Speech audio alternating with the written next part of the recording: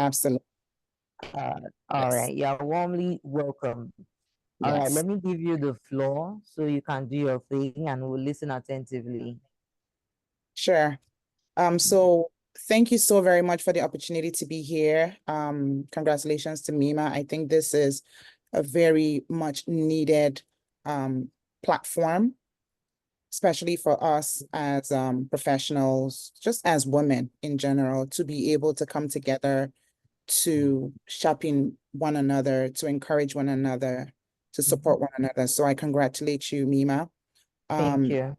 and so one thing I just want to say today is that, coming on board to speak on this issue doesn't necessarily mean that myself, I I have fully evolved, or I'm totally whole as it relates to trauma. So this platform and this topic today is just going to further help me to begin to to continue to grow and evolve as I continue to treat myself, with regards to trauma. And just as much as I'm going to give, from my own personal experience, what I know, I'm also going to be learning so much from everybody else on the platform and, my fellow speakers. So to start this particular session, I'm going to start with what's trauma? What's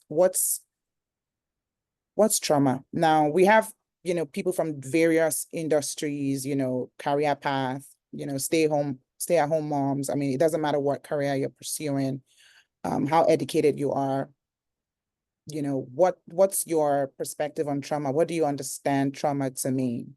I'd like for maybe one or two women to just kindly let us know what, from their own perspective, whether as lay people, what trauma means to them. Because I want it to be interactive today. This is not streaming live on Facebook, right, Mima? Am I correct? I believe it's not streaming live on Facebook. So I want it to be interactive. Is it streaming live on Facebook? Yes. Yes, Oh, it okay. is. I didn't know. I didn't know. But Yeah. well, even at that, I think we're women on this platform.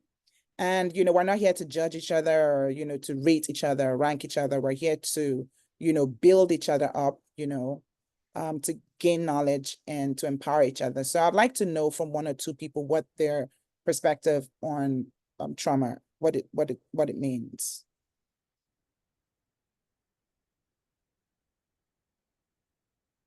Are we all shy women? Okay, yeah. Who's that? Let me see your name. Joanne. Okay, Joanne. Joanne, I'd like for you to say something, and then after you, Fatima too, please let us know. So let's start with Joanne. Okay, so you can all hear me well, yes? Yes. Yeah. I worked in, and I suppose I still currently work within the domestic violence and abuse industry for well over 30 years now.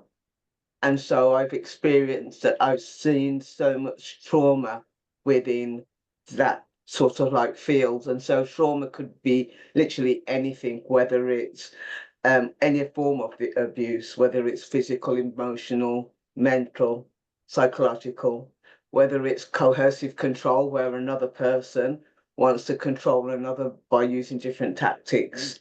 And it's the impact that that trauma has on the individual long term. So it could, again, it can manifest itself if it's a woman or a man, but mainly I worked with women who had experienced sort of like the emotional, psychological, more than the physical. That I used to always hear stories where women would say to me, I'd rather them just hit me physically than go through the mental torture, because the mental torture is a thing that destroys and causes trauma.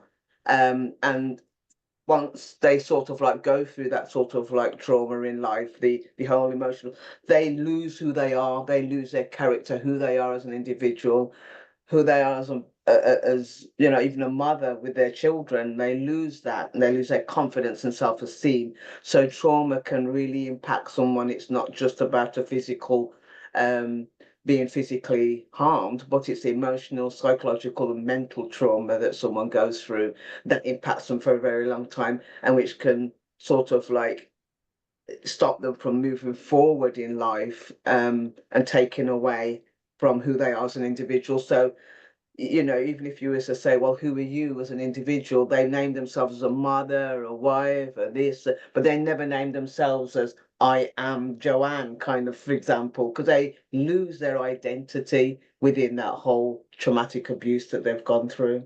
So, and I Right. could go on and on, but I'm not going to, because obviously Yeah. I want more people to talk. Yeah. Thank you so very much for that, John. No I think problem. that's profound. Is Fatimatu still there to shed light on what her thoughts are? Hello, Fatimatu, are you still there? Yeah, I'm here. Okay, please go ahead. Let us know what you think about. What are your thoughts on? Good evening, good afternoon, good morning, whichever country you're streaming from. My Yeah. name is Mima. I thought we Ma, could see you a while ago, Fatimatu. Let's see you, please. Let's see you. okay. Well, Mm. my definition for trauma is not far-fetched from what Joanne just said. It's just basically bad experiences, physical, emotional. Some experiences does not even need to be expressed. It can come as a form of neglect from people you look up to. That can also, impact your personality, impact your general well-being. So basically, it's just the bad experiences you go through Wow. that can add that from you. Yeah. I like that. I like that the beautiful thing here is that I want to really get to understand what we all understand to be trauma. This is not like, we're not at, Georgetown University. This is women talking heart to heart. So I see Aban, if I got your name correctly, I apologize if I butchered your name. Very Please. correct. Very correct. Okay, please go ahead and let us know what your thoughts are. As Mima said, that she need to see whoever is speaking. Yes, And that is very important. this is Aban from South Sudan. I'm so glad to be here, being connected by Clean the Drunk. And I'm so much happy about this. And trauma. I just taking it into our nation, what our nation is going through right now. And the economy is going so high. Most families cannot afford, especially a male mother or a young single mother or a lady that need to earn for herself, need to for the siblings, for the food, for the school fees, and those are all contributing items that cause people. Every day someone is committing suicide. Every day people are getting accidents because they are too traumatized emotionally, socially, spiritually. Everyone is traumatized. Like, people are getting short-tempered. Those are also effects of trauma that already people are experiencing. Everyone is sick. People cannot afford medication. It is all contributing for each and every individual every day going through a very high trauma. Thank you. Yes. Wow. I love that. You see, we had 3 different perspectives and all were profound. And that's important. And that's what I was trying to, show that, we all have had various, definitions of trauma, but it doesn't negate the fact that trauma is a negative experience. And so for me, I would like for us to understand today that, it's not about how bogus or how, huge or dramatic your experience of trauma was like. Trauma is trauma. Whatever experience you've had that is negative and has had negative impact on your life, in your life, on the people around you, that is trauma. That is trauma. And trauma for me is not measured by, the outcome or the would I say the resultant outcome of the effects of, the traumatic experience. For instance, some people experience trauma, from physical battery, being sexually assaulted or harassed, being raped. And some people experience trauma, in war, their hands are cut off, some people lose their parents and stuff. We can't measure, we can't compare. This two different people have experienced traumatic, events, and they both are suffering from trauma. And so to pitch one traumatic event against another is, to me, I don't think that's sensible. Trauma is trauma. You could just, get into an accident and your life can be altered forever. And whereas somebody else could be in a war and, their trauma level may not be as severe as someone who sat in their house and, had their husband hit them by the head or something. So trauma is trauma. And the way we respond to trauma as humans varies. It's not so much of or about the event itself or about, the circumstance or what happened to you, as how you respond to that event. And that's what I want us to really focus on today. Trauma, from my perspective, is or should be focused much more with regards to how we as humans respond to it, not what happened. When you say, oh, I'm suffering from trauma, people ask you, what happened? Oh, I lost my parents while I was in high school. Oh, really? That's all? And you're traumatized? Oh, you need to know what happened to me. Oh, I lost my arm, or I lost, we want to trivialize or measure or downplay, the events that have caused trauma for the people that we come in contact with. And to me, I think that's a problem right there. It doesn't matter what the event was, what the situation was. What we're talking about here is that, this person is traumatized. And so, firstly, how do we recognize or acknowledge or identify trauma in our lives? How do we know that we've been traumatized?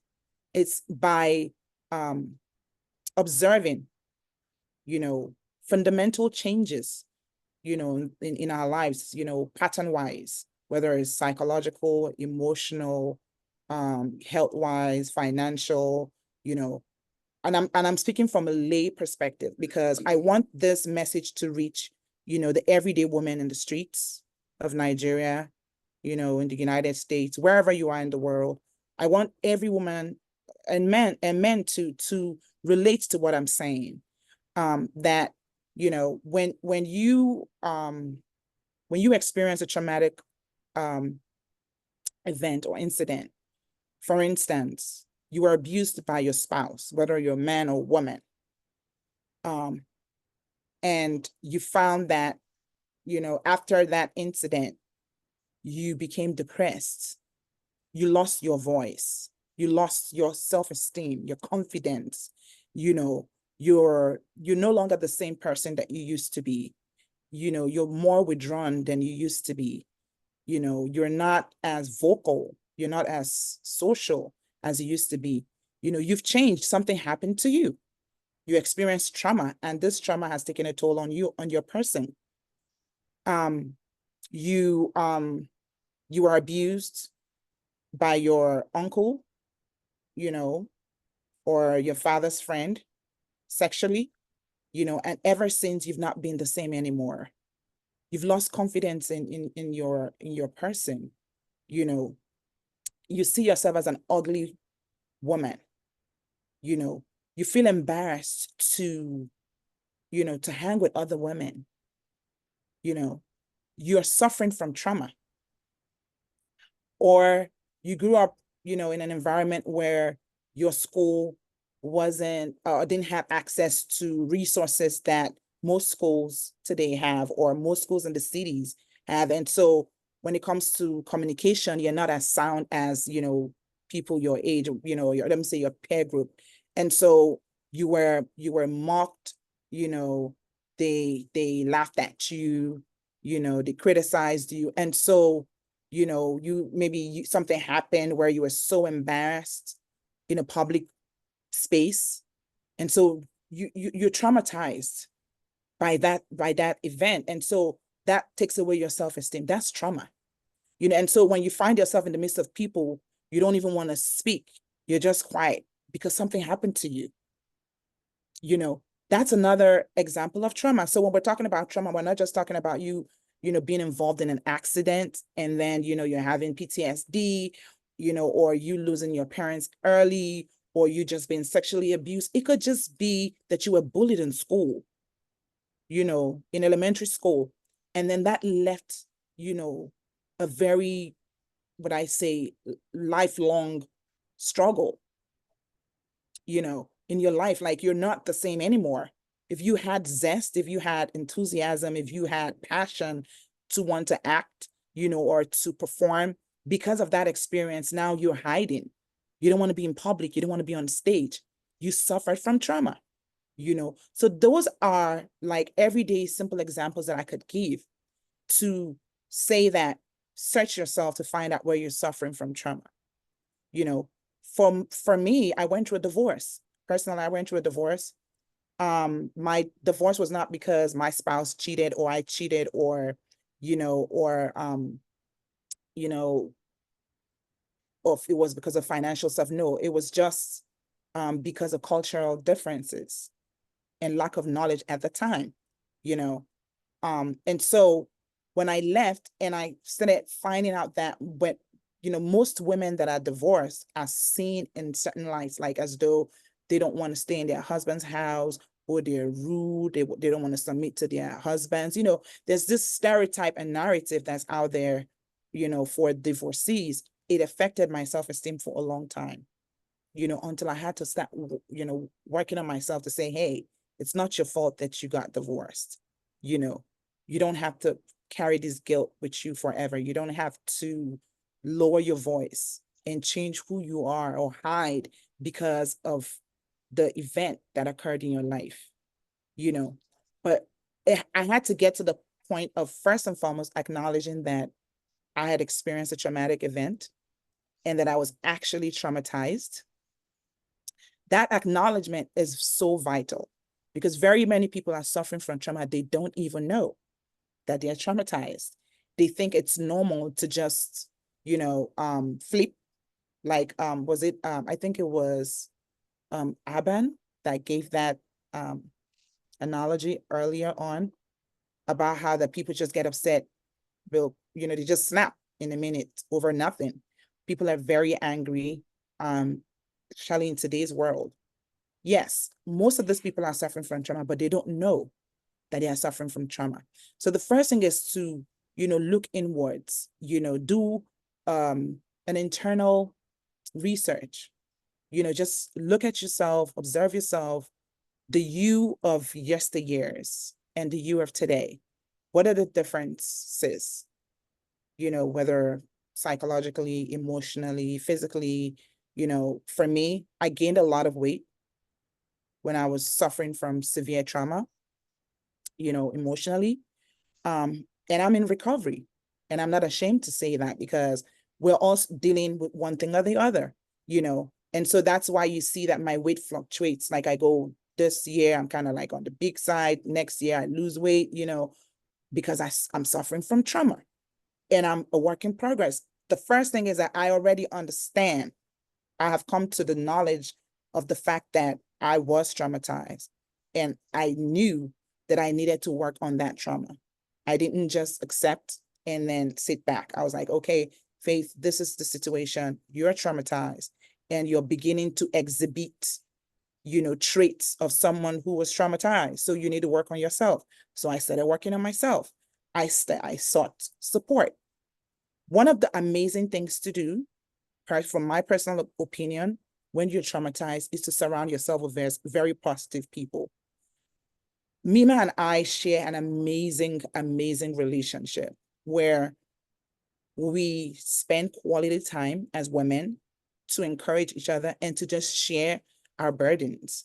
Sometimes we share some of this pain and knowing fully well that, we can't necessarily help each other out in that moment, but just being a listening ear in that moment is comforting and encouraging.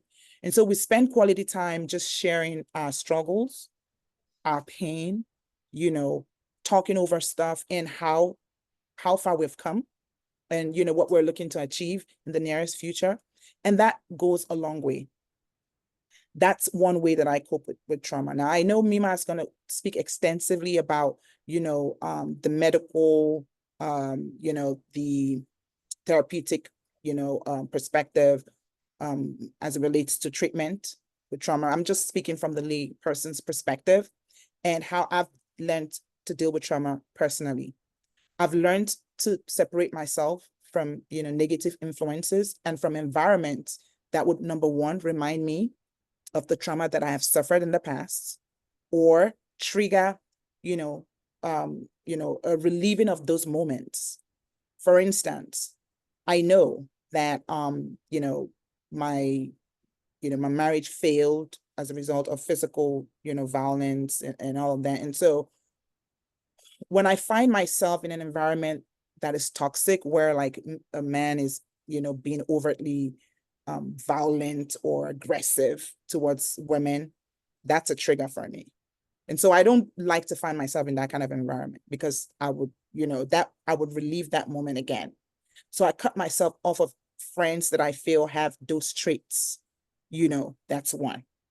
Then I also ensure that I surround myself with folk who are also healing, or who have healed, who have become whole, you know, because it's important for you to surround yourself with people that are self-aware, people that are aware that, you know, humans need to work on themselves, there's no perfect person. It doesn't matter how many master's degrees you have, a PhD you have, you know, if you're not working on your person, your personality, your character, you know, you will not be a fine person. And so, Mima, I see your call. So I guess I have 3 more minutes, right? Am I correct? And so I'm going to round off basically by saying that whatever it is that you're dealing with in your life right now, or what you've dealt with in the past, it doesn't matter what it is. It doesn't matter how simple. Don't let nobody talk down on your experiences. If you've gone through any kind of event that has altered your perspective on life, taking away your enthusiasm, your zest for life, your excitement, you know, that has dampened your, you know, your emotions, made you feel less than you've always, you know, there was a time in your life that you were so excited about everything, you felt like you could face the world, you know, and all of a sudden, you know, a time came where it's like you could hardly even talk about your visions, your dreams and stuff like that. My dear sisters and brothers, if we have any men on here, I want you to know that it's okay for you to have experienced trauma, so long as you are evolving, so long as you don't stay in it, so long as you don't, you know, die in it. What you need to do is to first and foremost acknowledge that you have experienced a traumatic event, and then begin to heal, begin to grow, begin to evolve. Walk out of your trauma better than you always have been or you ever were. Continue to build yourself. Take your time. Some people heal from trauma in a year, 6 months, in weeks, while some people, it takes them, you know, years. Everybody has their own calendar and their time clock. Take your time. Work on yourself. All you just need to make sure that you're doing is, you know, connect with the right people who understand that you're a work in progress and that you're evolving, you know, and cut off all kinds of negativity, toxicity, anything that would trigger that traumatic experience. Until next time, I'm Magna Faith. I hope I'll speak with you again. Bye-bye. Thank you so, so much. That was wonderful. Thank you for sharing. I know how much of a sacrifice it is for you to open up about your traumas and personal struggles. And I really do appreciate that. And I hope that somebody has picked something or learned something, or at least someone can relate with you. Maybe someone that is going through something very similar. I know that you have blessed somebody, or you've blessed me already. So thank you so much, Faith. Thank you. Thank you. All righty. Okay, so it's my turn to speak, and let me start by just doing a quick introduction of myself. My name is Mima Odiego. I am a marriage counselor and relationship coach. I'm also a certified family therapist. I'm also an infertility counselor. And on top of that, I do a little bit of media work as well. So I have a talk show called Lifelines with Mima. It's about doing therapy on television and helping everyday people deal with emotional problems and social issues.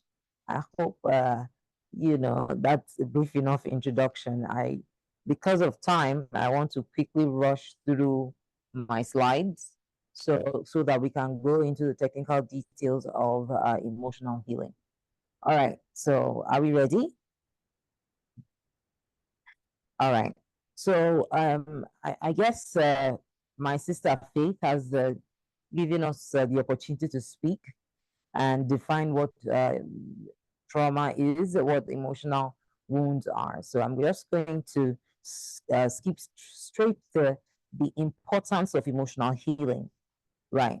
Now, because, like I mentioned before, it's not in our culture or tradition, and because there's shame and stigma, I mean, up till this day, there are many people that if you say, oh, go see a therapist, they feel like, no, I'm not mentally derailed, I'm not mad. Why do I need to go and sit in front of a shrink? And so people trivialize these things, and the results come in their folds, and they're terrible, and the statistics are not good. So let me start with how emotional health impacts your physical health, right? If you're not okay emotionally, science has shown over the years that it will affect you physically. So you'll fall sick more, you're stressed most of the time, your blood pressure, your sugar levels, across board. If you don't heal from your emotional problems, it's something that can shorten your lifespan. The next one is it improves relationships, okay, and communication. As soon as you are able to heal and come out of it, you then have the freedom and liberty to talk more, to share more, to be less ashamed, to be able to be free. And so healing, it's critical to your liberation and freedom. And then, of course, you gain the capacity to cope with stress because now you are becoming emotionally intelligent. And what that means is that you are taking charge of your emotions. Your emotions don't take charge of you. Of course, there's also self-awareness and personal growth, which is something that we all truly, truly need. All right. So for some of us, we do not even know that we are traumatized. Some of us, we don't know we have emotional wounds. So here are just a few pointers, okay? So there are emotional symptoms. So let's start from there. You have persistent feelings of sadness, anger, or anxiety, right, at different levels. You have emotional numbness or detachment. You have unexplained mood swings. You have difficulty experiencing joy or happiness. And then you overreact to minor triggers. Imagine if your son were just to do something wrong that ordinarily you would say to him, go to your naughty corner or go to your room. You may lose it and start hitting him or saying things you're not supposed to say because you are carrying a burden in your subconscious that you are not acknowledging. Okay, so how about the behavioral symptoms? Okay, avoidance of certain people or situations. They'll say, okay, oh, me, I don't go out at night, or me, I don't want to see this person. Some people would even be so traumatized that if you see a grown man shedding tears just because he has seen a clown, and that's a trauma that he has carried from childhood even up till now. And so anywhere they might be or may be a clown, he will stay far away from that place, right? And then increased irritability or anger outbursts, and then substance abuse or addiction. And now this is a big one because many of us bury our sorrows in substances. So we drink, we do drugs, we smoke just to get that temporary relief. Some of us are so traumatized that we cannot sleep at night. And so we depend on different substances to be able to catch a little sleep, to feel better about ourselves, to have a little confidence in ourselves. And this is a dangerous habit because once you start, getting out of it is usually very, very difficult. Alrighty. Okay, let me see. Yeah, overworking or overcommitting to avoid dealing with emotions. So I have people that also, and personally, I did cope with work when I lost my first husband in a car accident at a very young age when I was 23. Part of what I did as therapy for myself was bury myself in work. And so I would always be the last person to leave the office, 9 p.m., 10 p.m., when our actual closing time was 5 p.m. I used my pain and I pushed it towards work. And sometimes you overwork yourself just to cope and just to forget. And then, of course, there are self-sabotaging behaviors, that, you may be pointing to or exhibiting without even thinking about it. Right. So let's talk about the cognitive symptoms. Now, difficulty concentrating or making decisions. There are some people that it takes them hours and days and months and weeks to arrive at one decision, back and forth, not being sure about themselves, not having the confidence that they need, and all that. Negative self talk and self criticism. Oh, I'm too short. Oh, I'm ugly. Oh, my belly is big. Oh, I'm not very educated. Oh, something is wrong with me. You are what you think you are. You are you, and and how you define yourself and see yourself is a critical factor in the area of mental health and doing well for yourself emotionally. And then we also have intrusive thoughts and flashbacks, which is horrible. I mean, we've had people that have seen other people being unalived. We've had people that have been raped, different traumas. And so the sad part is that they have these flashbacks that come and go, come and go. Even when they just see something similar or hear something similar or smell something, it's a trigger for them and they start having these flashes that cripples them. Now, okay, we also have constant worrying and rumination, low self-worth and low self-esteem. This is also really important, even especially for our children. We need to start raising children that are very confident in themselves and arm them with the knowledge and what they need, the manners they need to cope in this world and do well. And so, I mean, the definition of who you are matters a lot.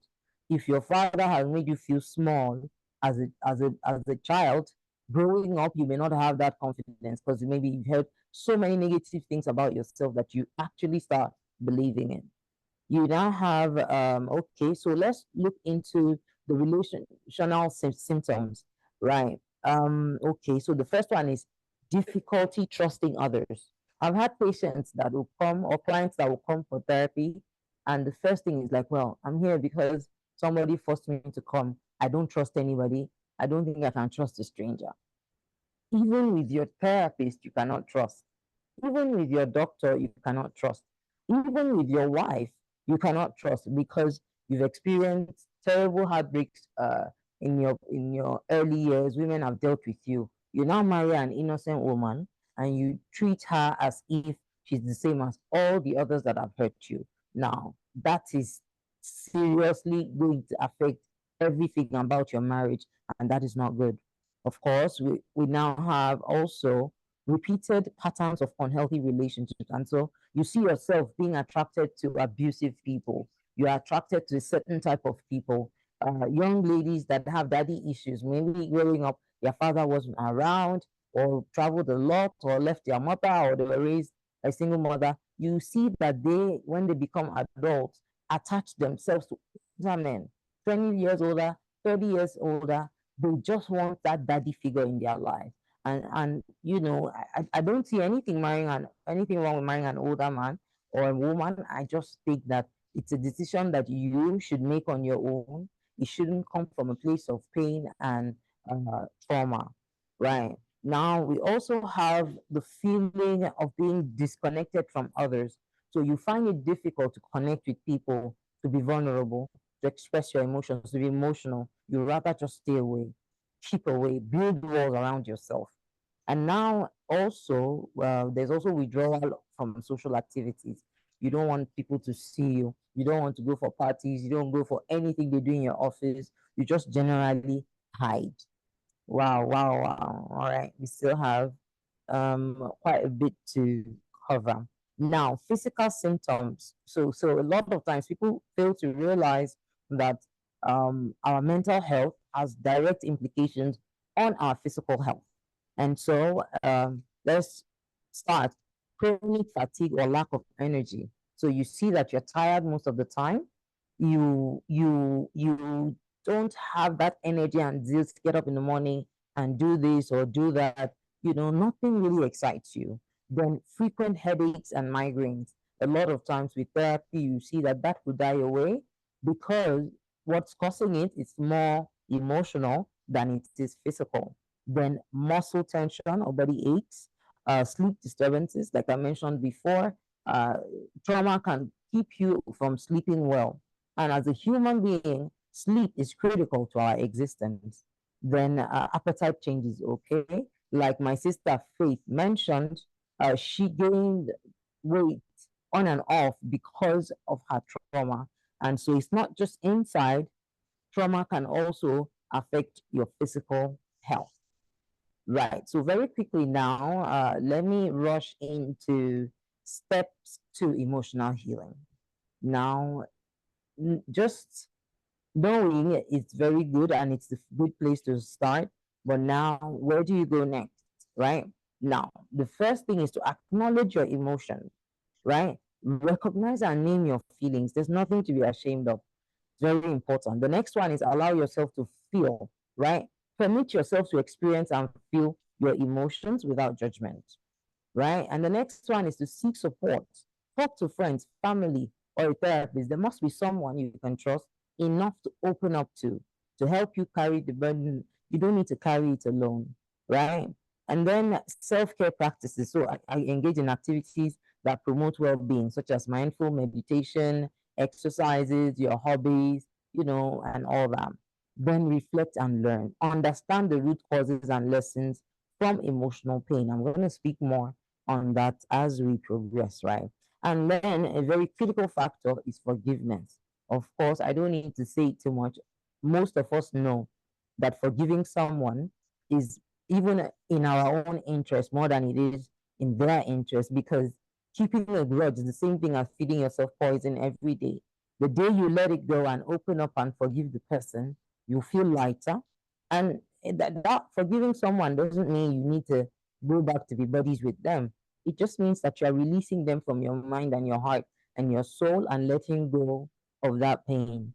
Yeah, right. So quickly now, so let's look into the techniques for emotional healing. Now, in therapy, I mean, our books and a lot of studies have shown that cognitive behavioral therapy, or cognitive processing therapy, has been used widely by a lot of psychiatrists, psychologists, therapists, counselors, across the board. Now, what does it even mean, right? CBT. A lot of us hear CBT. We don't really understand what it means. Now, this is when your therapist helps you identify and challenge unhelpful thoughts and also learn practical self-help strategies.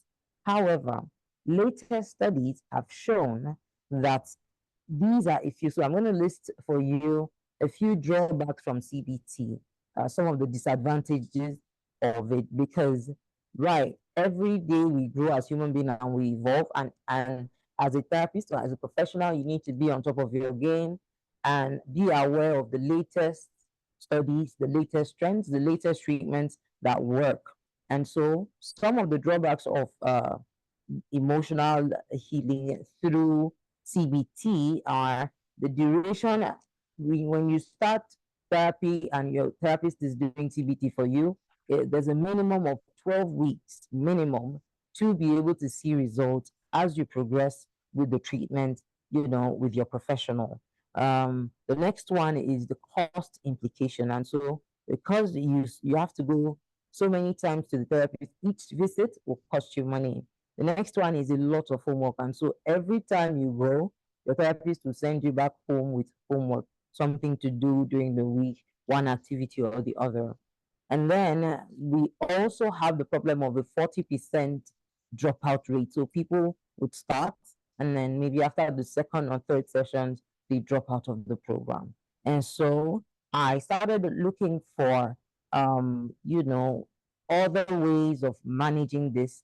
As we progress, I'm going to be sharing more with you. So let's look into the techniques. So more about techniques for emotional healing. So one of the first things that I know, I mean, personally, apart from what I do, and apart from so many clients that it has helped, I know that we, as Africans, most of the time, and particularly, I'm speaking now to my Nigerian audience, we, most of us have place of prayer. We have a connection, a religious connection with our God, with our higher being. And so, in that place of connecting with the higher power, we become vulnerable. We're able to share our pain. We're able to ask for favors. So, this is what we know and where it stops. But you can actually take it further by working on your mind. Meditation works, okay? Mindful and properly done meditation can do a lot for you when it comes to healing emotional uh, problems. The next one is therapy and counseling. I cannot overflog that enough. I'll keep saying it. There's nothing wrong with going for therapy. There's nothing wrong with seeking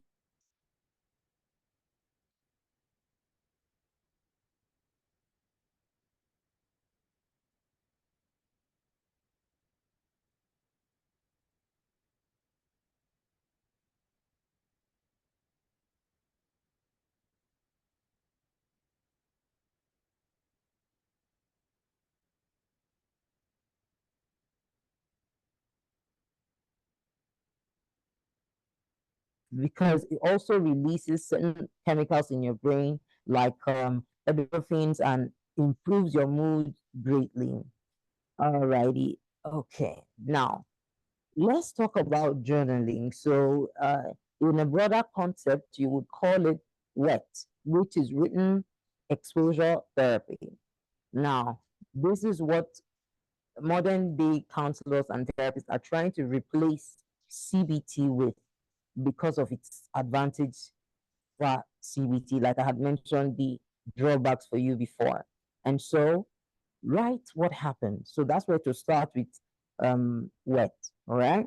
Write what happened. Now, if I ask you, you come to me as your therapist and I ask you, oh, so where did this drama start from? What happened?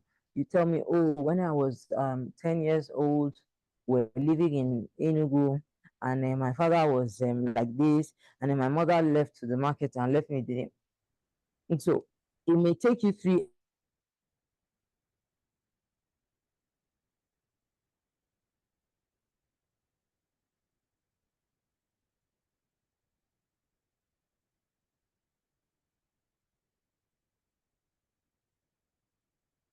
what was the feeling you experienced when that happened to you? Now, the next thing is to write how you dealt with the pain and narrative, you know, you live by because of the bad experience. Now, you should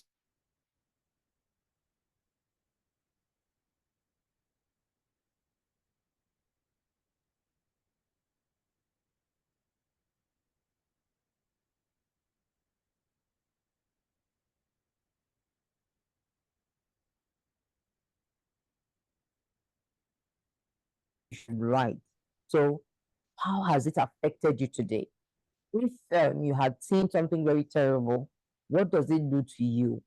A good example from my own story would be that my late husband died in a car accident, and he just left me. And just 30 minutes after, he was involved in a car accident, and by the next day, he was gone. And so when I received that call, it was really traumatic for me, and it was an easy trigger. So even after he passed on, if I'm close to you or I have anything to do with you, and you leave me, even if it's for 5, 10 minutes, maybe you are going somewhere. If I try to reach you maybe once or twice around when I think you should have arrived and I can't reach you, I panic and I have a complete breakdown. Oh gosh, maybe he has been in an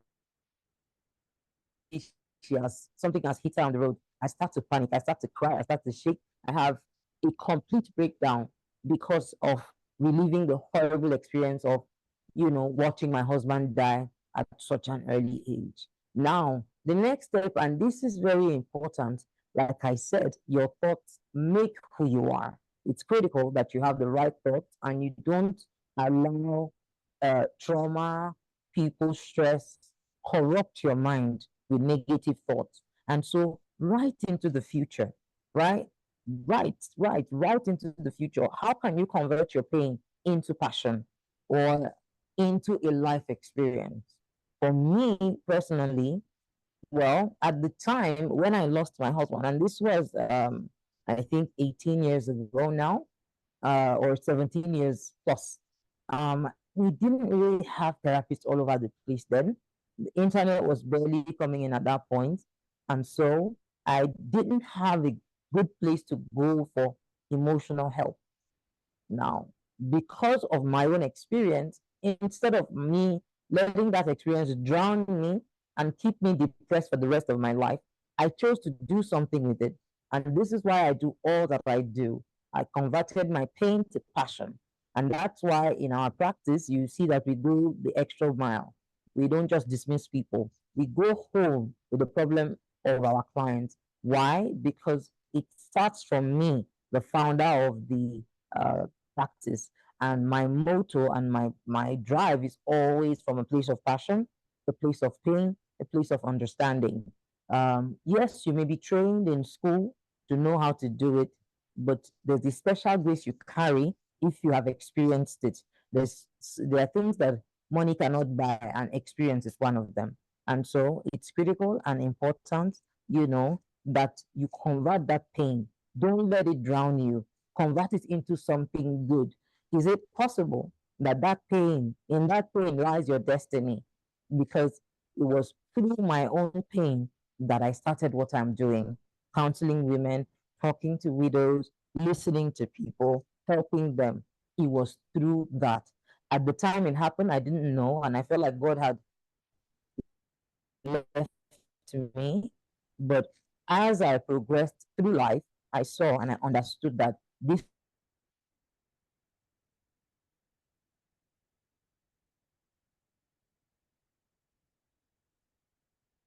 people. Now, when you've written all these things down and you start practicing them, take the time to do an assessment every now and then. Check in with yourself. Am I living up to this? Does this still control me? And all that. All righty. So let's talk a little bit about meditation. A lot of us don't understand what it means, but trust me, you can go on our YouTube channel and you see detailed videos of meditation that you can watch to get the full experience. Because we're managing time now, I may not be able to give you all of the details, but the basics are this. So you have this visual meditation, right? This is when you create a positive mental image in your mind in order to remove negative thoughts and bring you inner peace. It's an effective method, and it's important because your thoughts determine how you behave, how you react, and how you perceive things. So close your eyes and start to visualize positivity, right? Now, there is also void or universal meditation. This is the most common one that most of us preach, okay? This is when you tap into the universal consciousness where all potential possibilities reside.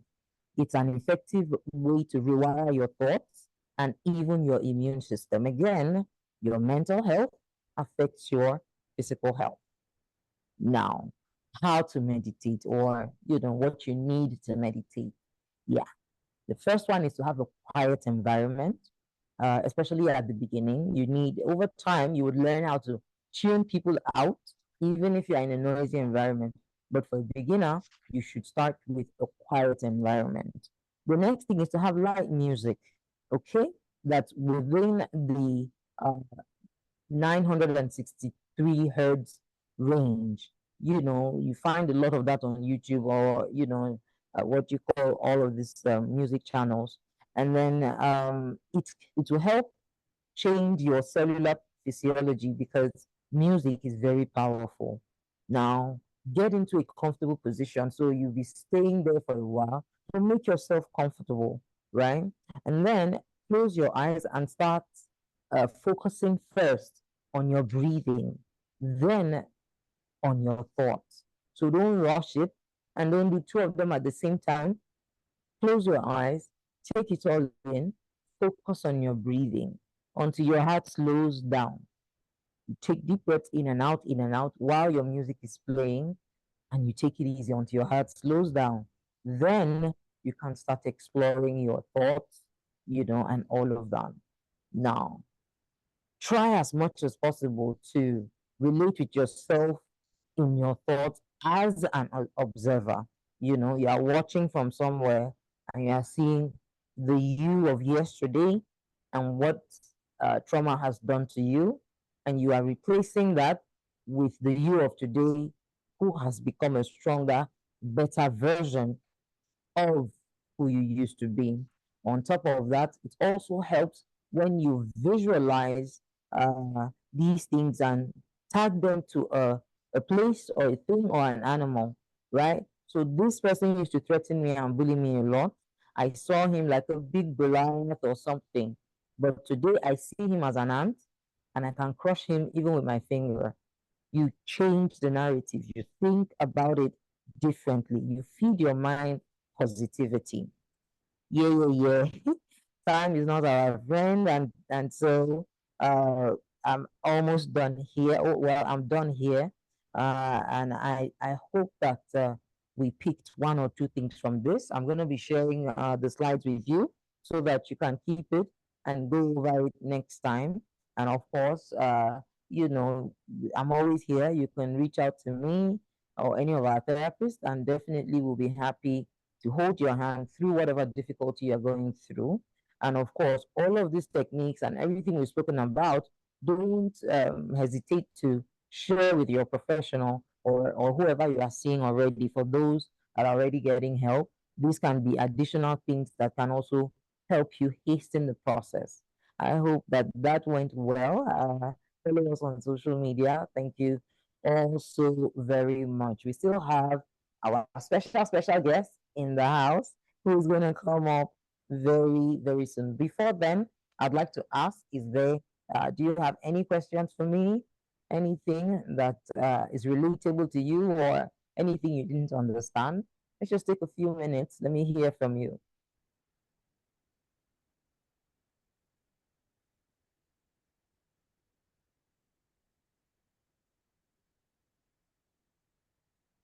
Anybody? Anybody yet? Anybody? Okay, I think Princess Zara wants to say something. Can we bring her on? Princess, can you unmute your mic so we can hear you? Great. Welcome. Hello, good evening. Hello, good evening. Good Good morning. evening. Welcome. Where are you streaming from? I'm streaming from Abuja. All right. Welcome. Please go ahead. Let me say I am so happy to be part of this program right now. Oh, wow.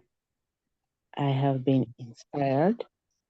My lovely sister, she was the one that gave me this link as if she knew there are things that have been buckling up, but let me just say, my question here now, if you have a lot, you just have a lot, you're trying to battle with a lot of emotions in you, and you you take your time to identify some, and you decide to work out with a therapist, just as you said earlier, that Yeah. because of the lengthiness, I gave up, and I felt like I wasn't getting what I want. Is it that Mm. I I was not hoping on myself, or is it that I felt like I wasn't ready? I don't know if you Mm. get where I'm coming from, please. Is it Mm. that the question, I don't know, I'm asking myself, but I don't know, I feel like somebody better, more experienced need to answer that question for me, so that Mm. I'll say, because I feel my own trauma, it didn't make me, rather have come to see that I am better. I I I make sure anybody I feel like, or anybody I see going through Mm. such thing, Yeah. if I have a way of impacting in that person's life positively, I do. And I feel like I am now more outspoken. I'm not, just that maybe little things trigger me. What can I do to help myself? That's my question. I don't know if you understand what I just said, please. I do. Thank I you. do.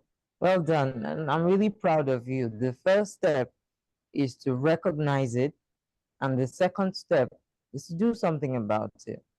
You know, you're already doing something about it by making sure that trauma doesn't take over your life in a negative way. But to take it a bit further, sometimes it can still be a struggle. If you are still being triggered easily, it means you've not healed yet. Sometimes we are coping and we cope and deal with issues to the best of our ability and knowledge, but that doesn't mean that we have gone through the process that's required for us to properly heal from inside. Who did it to you? Have you forgiven that person? Have you been able to let go? Can you pray for that person? Can you wish that person well? For example, if it's someone you know that hurt you, or, just as an example. So you need to go to the extra mile to ensure that you heal. You don't just cope, you heal from deep inside of you. And of course, you may not be able to do this by yourself. And this is why it's important to get a therapist or a counselor that can just hold your hand through that phase that you just need support to heal, and give you the tools that you need to do well. And then you be on your way and you do very well. So, uh, did that answer your question? Yes, part of it. Oh, But all right. Thank you so much. Thank you. Because of time, I'd want to quickly rush now to our next speaker. He's already in the house. It's a big brother of mine. His name is Clint the Drunk. He is a very popular Nigerian comedian. He's my friend, my brother, and he's done so much in the area of uh, spirituality and helping people, and also being a counselor. I mean, you don't even have to go to school to gain the kind of experience he has. And the beauty of all of it is that he is willing to share, and he's always there to listen and support you through whatever you are dealing with. So he's here with us today. I'm going to hand over the seats to him now so that he can come and also share his experiences with you and give you some counsel. Okay? Welcome, welcome.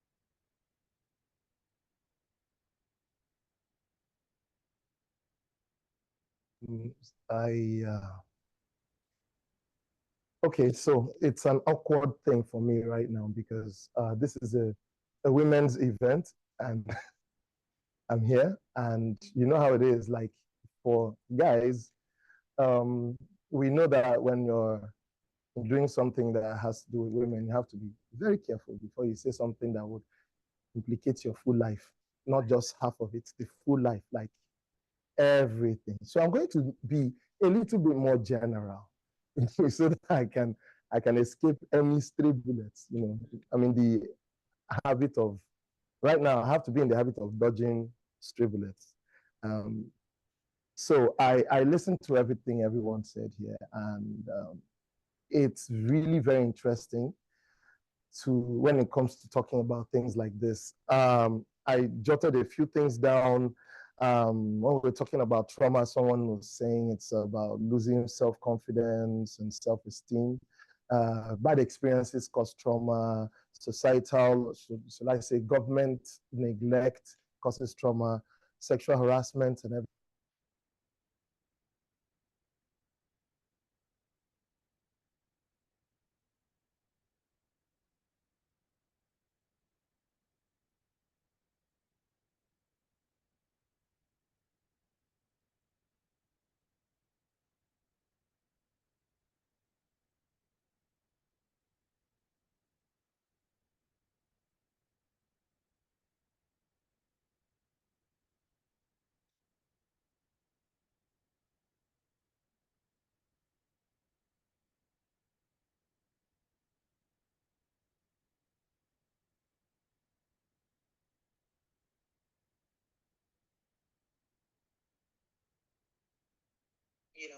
With regards to trauma.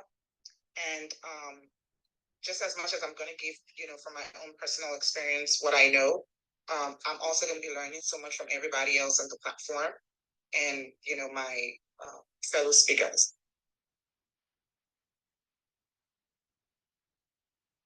So to start this particular session, I'm going to start with what's trauma? What's trauma? Now we have, people from various industries, career path, stay at home moms. I mean, it doesn't matter what career you're pursuing, how educated you are. What's your perspective on trauma? What do you understand trauma to mean? I'd like for maybe one or two women.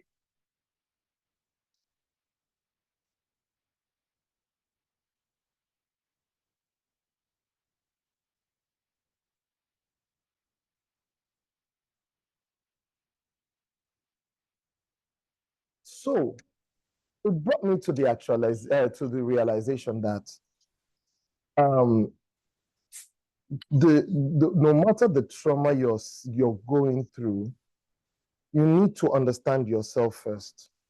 See yourself. You understand, and you see yourself above that trauma. Maybe I'm jumping around everywhere because we don't really have much time. I have to really rush everything I want to say. So, like, where do I start from? Everyone has, well, not everyone, well, so many people have gone through a whole lot of things that affected their lives, traumatized them, gone through stuff. I heard someone that talked about marriage and everything. I too have a failed marriage, and it affected me so badly. And the problem with my own was that I was trying to explain to people, but you know what it is like in Nigeria here. I don't know about other countries. In Nigeria here, when a guy tells anyone, I am divorced, the first question that comes is, what did you do? You understand? Which makes it true. worse for the man because they don't care. They don't care what happened. Because to me, no matter what, if you go to a divorce court, you'll find out the woman has something to say, the man has something to say. Both parties have something to say because both parties were wronged at a point. It's basic. So even if one is useless and the other one is useful, whatever it is, it takes two to have a disagreement. You understand? It takes two. So at the end of the day, whatever the trauma is, where in Nigeria, once you have a problem with your marriage, the first question they ask the guy is, what did you do? You understand? And there are so many angles. If I meant to talk to someone in Nigeria about what happened to them, it's very different from what I would discuss with someone in the US or the UK or Canada or other African countries. And my sister from South Sudan, hi, thank you for coming. You know, so I really enjoyed myself there, but that's by the way. So one thing I now realized is that maturity has a lot to do with control. So things happen to you, and your ability to control your situations makes you a more mature person. Because if your situations control you, that's where there's an issue. So if you can get yourself to control the situation. Now, coming down to women, I need to talk with you all, ladies. This is the major part of my coming here. You know that, first of all, you know that what you behold is what you become. What you behold is what you become. I went through a lot after my failed marriage, and like Mima, it dragged her into work. She sank herself into work. It sinks some people into drugs. Some people go into alcoholism. Some people actually engage in as much sex as possible. Some people, draws people into various things. And me, in my own experience, at a point, I was seeking for answers. I'm a very curious human being. I needed answers.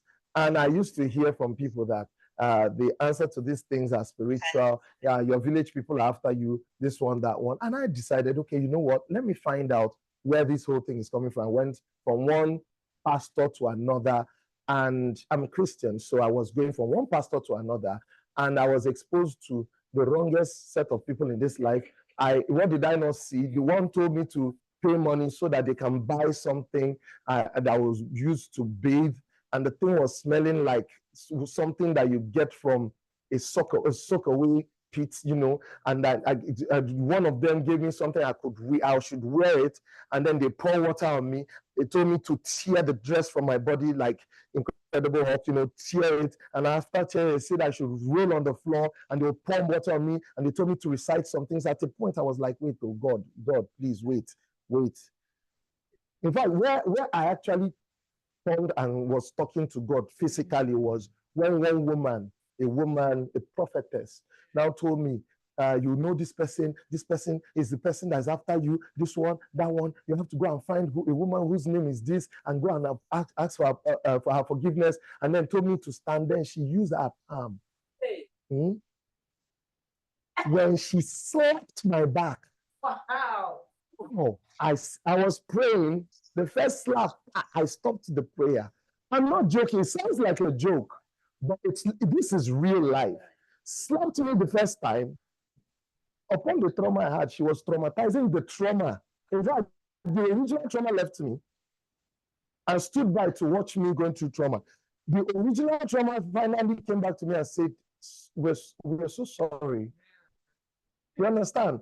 It was terrible. This lady slapped it. When she slapped me the sixth time, I was like, God, wait, fine, wait. So in the Bible, they said, by your stripes we are healed, right?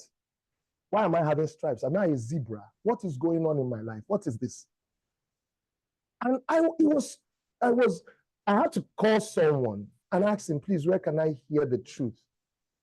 So he introduced me to a place I went to, and I listened, and this man actually really rightly dissected the Bible for me and made me understand a whole lot of things. He was the one that made me understand that what you behold is what you become. The more you look at what caused your trauma, the more you remind yourself of your trauma, the more you remain there. Let me show you something. If you go to those people that they train on how to recognize fake money, they don't train them to see, they don't bring all the fake money and tell them to learn them. You see this one, this is fake because of this. This other one is fake because of this. This other one is fake because of this. They bring all those things. You start studying the fake ones. If you start studying the fake ones, at a point, you study the fake ones to the level that you fail to realize, you fail to know what the original one, the real one looks like. Do you understand? So what they do to them is they bring the real money and they study the real money so much that when any fake one you bring, even if it's a new fake one, an old fake one, just once they pass it, they'll be like, no, that's fake. Take it away. Because they know the real thing. So he started explaining a lot of things to us. Like she was talking, rightfully. Mima said something about forgiveness. Forgiveness is not for the other person. It is actually for you. It's not like it's not really for the person. No, it's not for that person at all. Let me tell you why. When the person forgives you or doesn't forgive you, the person leaves. Right? You're not with the person. You're on your own. You're carrying a grudge. You go back home with the grudge. You go to bed with the grudge. You sleep with the grudge. You wake up with the grudge.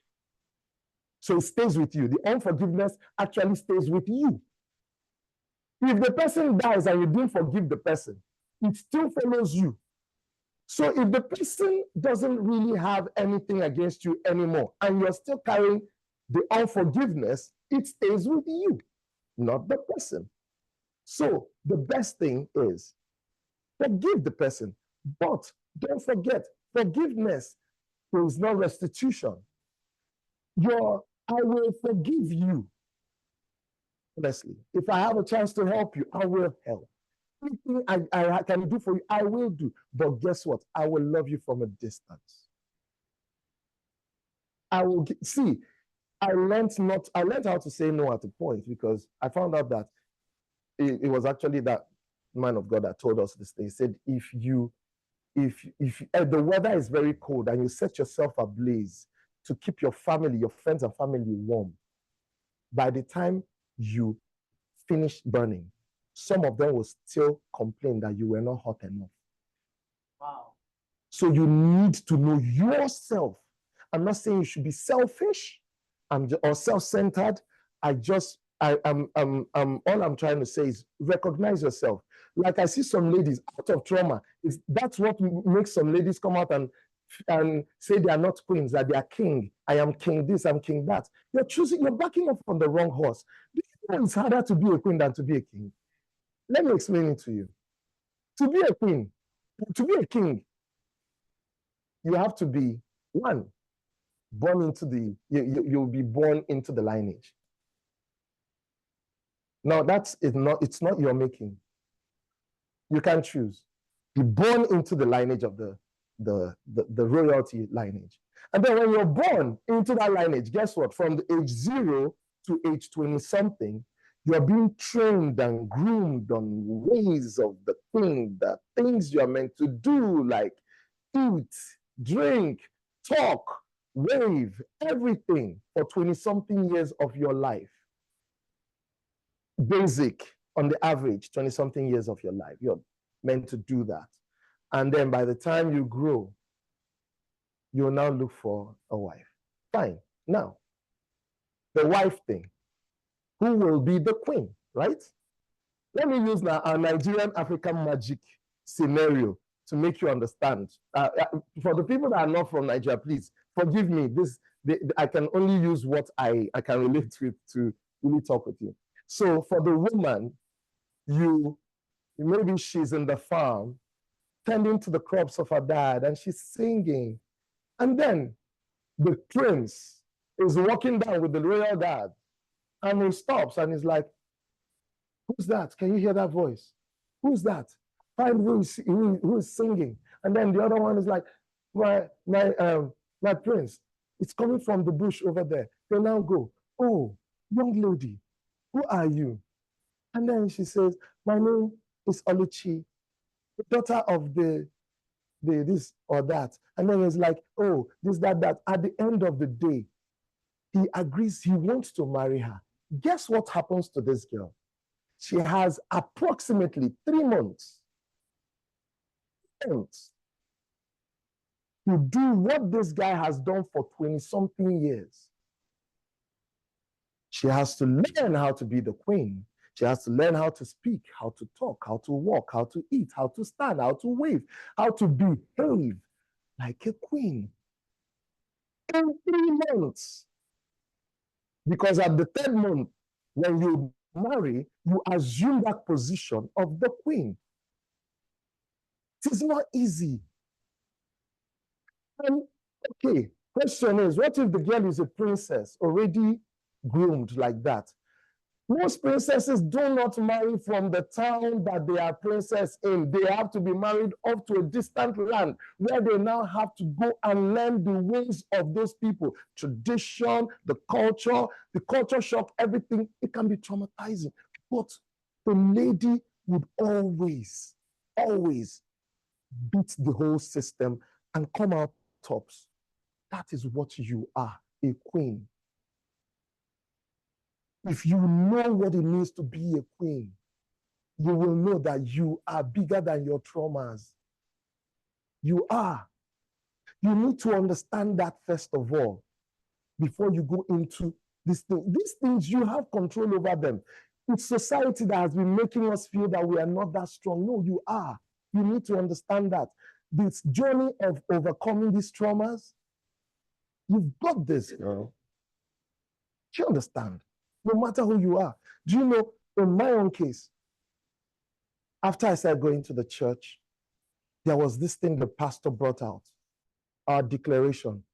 When I read that declaration, I knew I was going to overcome. It was the declaration that made me understand who I am. The declaration is not that hard. It started with, I am the righteousness of God in Christ Jesus. I am the redeemed of the Lord. I am the beloved of Abba. All my sins are forgiven. I am passionately loved by God. I am powerfully helped by God. I am kept and protected by God. I enjoy angelic assistance. I am irrevocably blessed. I am eternally forgiven. I am the healed of the Lord. I enjoy divine health. I have the favor and the wisdom of God. I am fruitful. I flourish, excel, and prosper in all that I do. I have the multipliers and anointing. Nothing is against me. Nothing dies in my hands.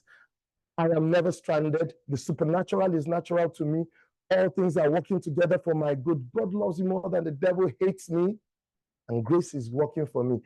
When I recite that, I realize I am bigger than these things. So, my dears, first of all, for me, I need you all to realize who you really are. You understand? I know a lot of people came in here seeking to find 1 or 2 things they can hold on to overcome what they have seen and what they've gone through. First thing for me, look at the mirror and tell yourself, I am bigger than this. Let me not take too much time. I had to rush everything. All the things I even wrote out, I didn't even go halfway. I'm sorry. Maybe another day I'll come back. I promise. I promise.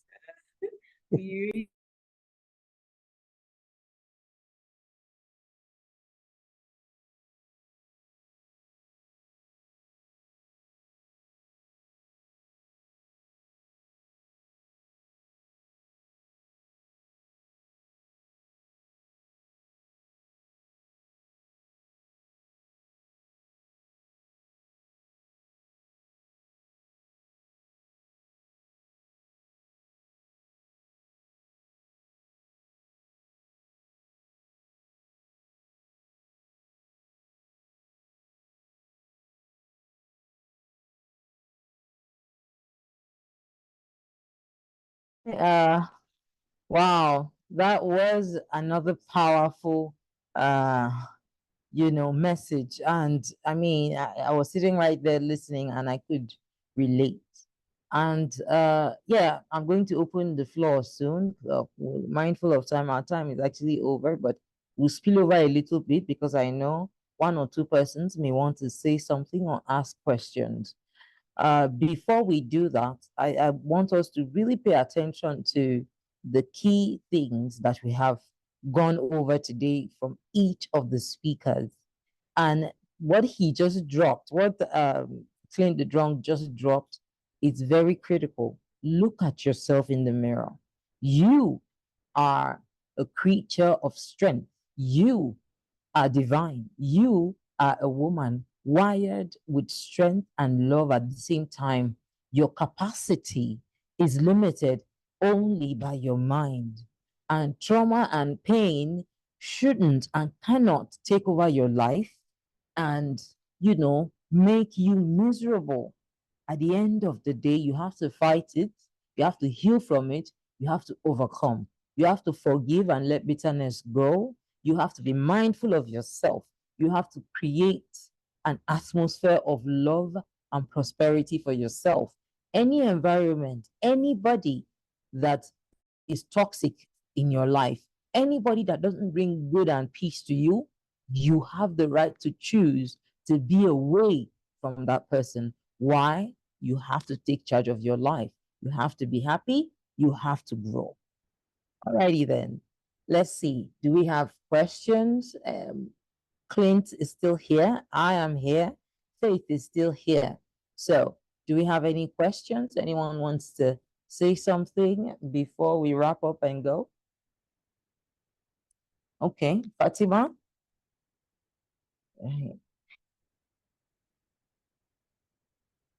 Fatima. Fatima, please unmute your mic. Okay, great. Go ahead, please. Oh, unmute your mic, Fatima, so we can hear you. Right. Go ahead. Please, can you hear me now? Yeah, we can. Okay. Loud and clear. Mine is just observation and a little bit of question to you and people that are in similar field. Clint the Drunk has said his own bit. Everyone has said their own. We are all speaking from our own state, from our own places of privilege.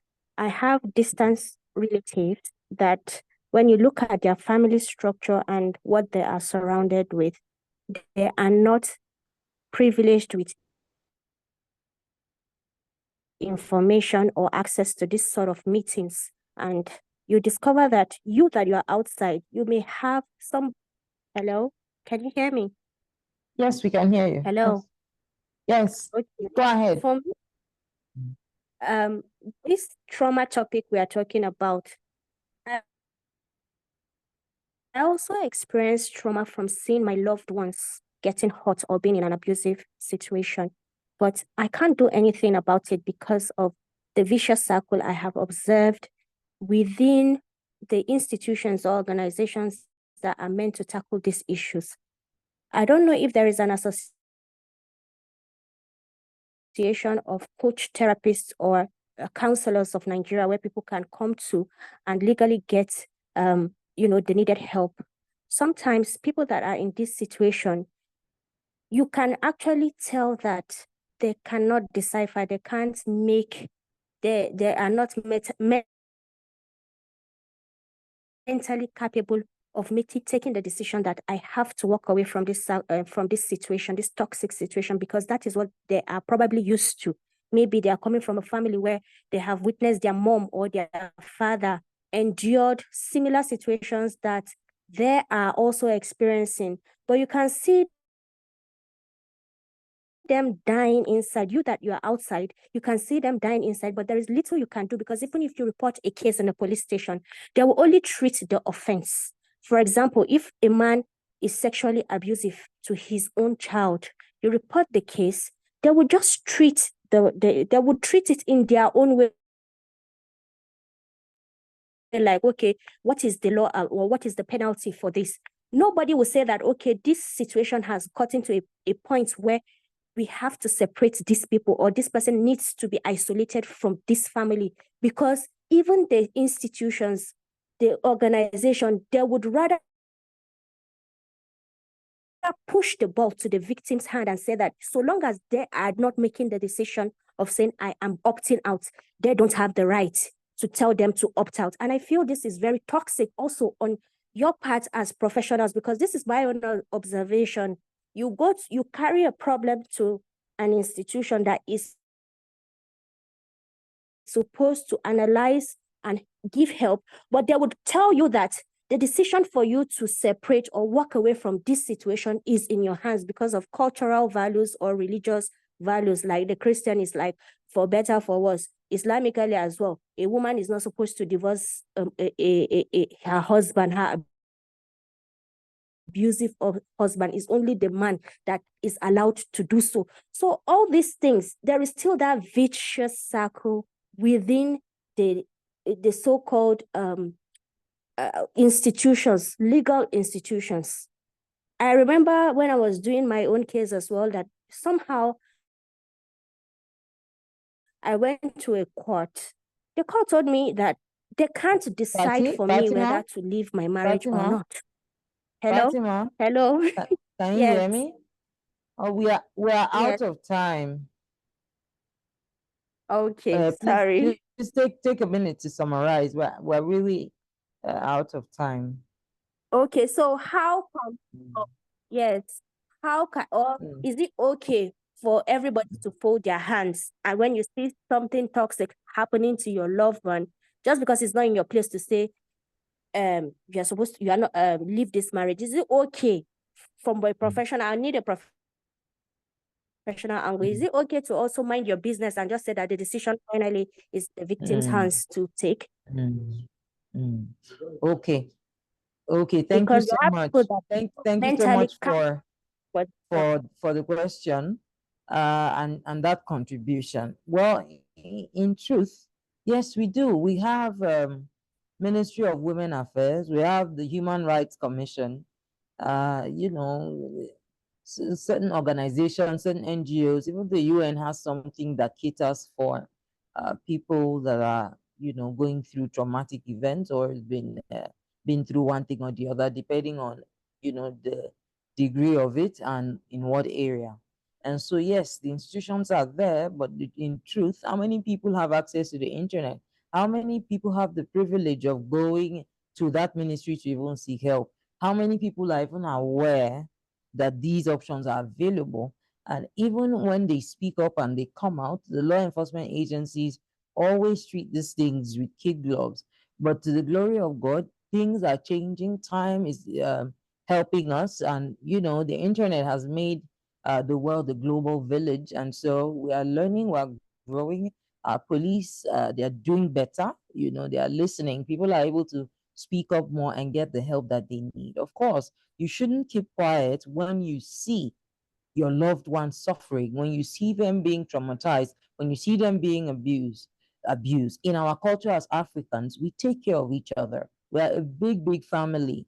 We don't say, oh, this is not my business. This is not my business. It is your business, because in the end, if you do not correct a bad thing today, it may be your turn tomorrow to experience that same thing. I thank you all so very much. Unfortunately, we are out of time. I'm really grateful for having you. And I think that this is something, you know, I'd like us to start doing from time to time. Hopefully, let me quickly share my email address. LIMATU, Lima to L as in lazy, yeah. I as in iron, M as in mommy, A as in ants, T as in table, U as in universal, and number 2, the digit 2 at gmail.com. Okay, that's my direct email address. Please feel free to send us your review, send questions. If you're dealing with anything and you need help, just do an email and send to us. We'll see how we can reach out to you. Just leave your number at the end of the email. We'll see how we can reach out to you and see what support we can offer in the area of emotional healing.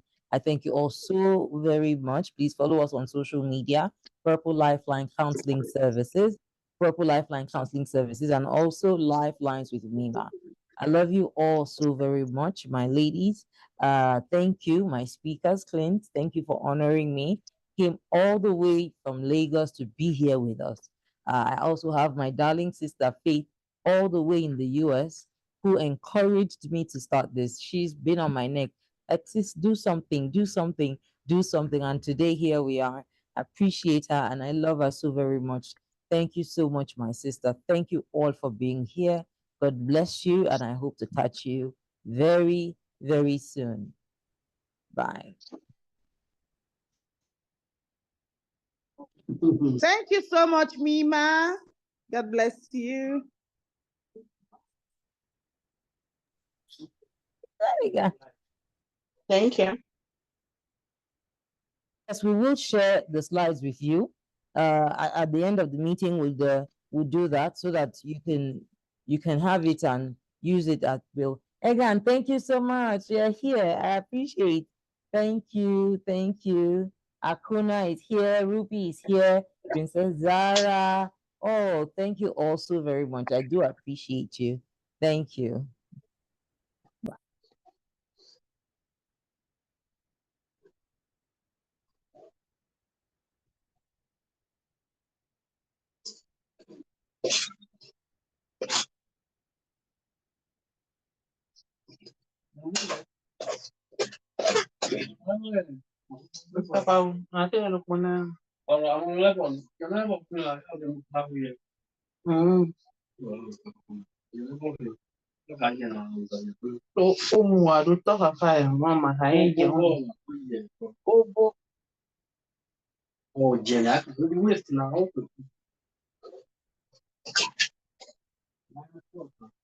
Okay,